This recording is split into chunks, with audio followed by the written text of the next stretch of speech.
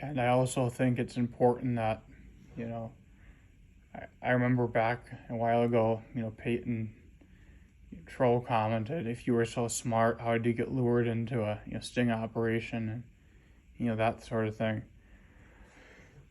And I think that presents an interesting point. Where, he may be insecure about, certain things.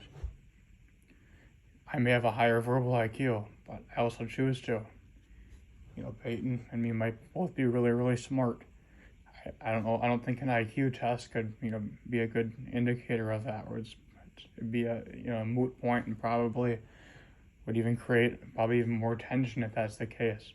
We both say it's fake news or whatever, And the point is that I probably talk a lot more. I say a lot more things. I use a lot more vocabulary. Part of that stems from personal insecurity because I'm smart and wasn't given tools on how to use more than just book smart and IQ, intuition, observation smart.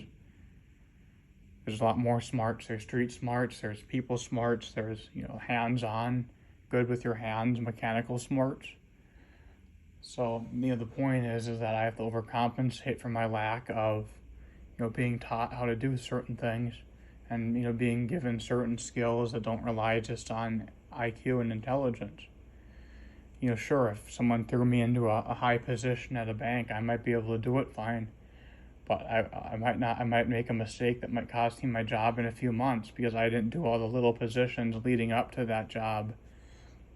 Because I have an IQ that might be equal to someone in that position or greater, doesn't mean that they should do it because maybe you weren't a teller, you weren't a X, Y, or Z.